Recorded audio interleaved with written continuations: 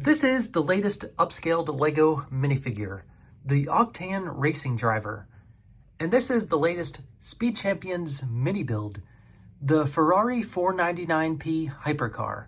These are all 6 mini Speed Champions cars we've gotten to date. Take a look at that in a moment. But first, let's take a look at this Octane Racing Driver and compare it with this other upscaled minifigure. The set retails for $55 US, contains 694 pieces, which is 40 more pieces than the last upscaled LEGO minifigure we got in 2023, which actually retailed for that same price. That set, however, included a minifigure and this closable box, if that counts for anything. The boxes are the same size, it's just they open differently. Separate assemblies form the torso, hips, legs, arms, and hands, and they all come together in a similar manner as you would expect from a standard minifigure, which is pretty enjoyable putting it together. The helmet is secured to the head rather than being removable, and there's a hidden Easter egg built in that I'll show you shortly. The build is the same as the last upscaled minifigure, and you get that same articulation and friction with the movement of the arms, the hands, the legs. You can attach to studs with the feet. There's no attachment points on the back of the legs, but you can still do a sitting pose here. Or, whoops. You can easily remove that if you want and swap out the legs from other upscaled figures if you want. Or arms. The head, well, you can see that rotates. Now the helmet, as previously mentioned, it doesn't come off.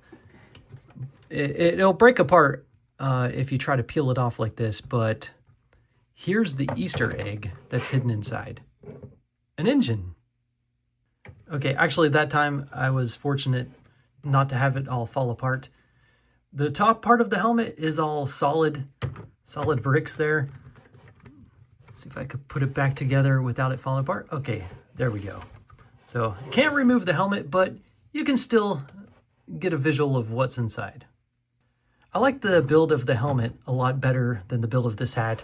That was one of the worst features of this one, but that's just hard to do in LEGO form. Also, this one has prints.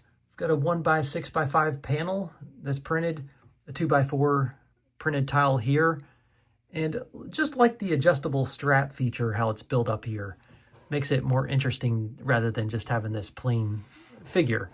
Though it's supposed to be plain, this is what it looks like as a statue out in front of LEGO's headquarters in Billund. Also got this dark green striping going down the sides of the legs. No printing on the back, but we do have some improvements with tiling work over the feet, which looks a lot smoother, as well as the shaping of the hands with no studs showing, but rather some roof tiles to finish it off.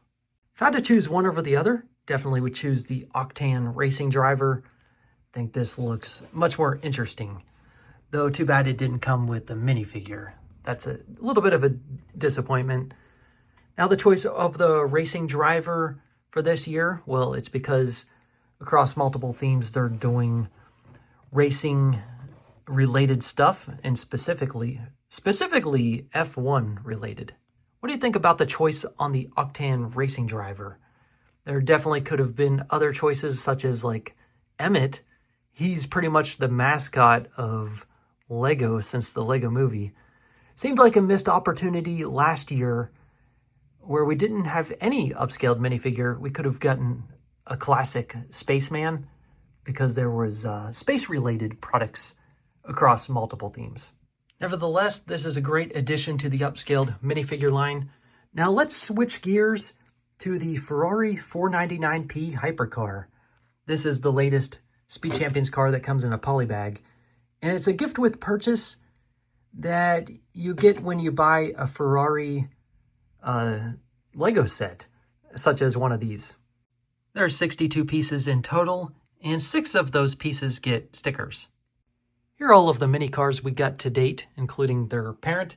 We've got the Lamborghini Huracan Super Trofeo, the McLaren Elva, the Aston Martin Valkyrie, the McLaren Solus GT, the McLaren F1 MCL 60, and now we're missing a parent for this Ferrari, but expect it soon.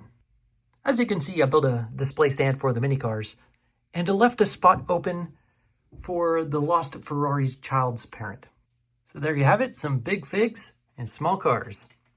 That does it for this video. Thanks for watching.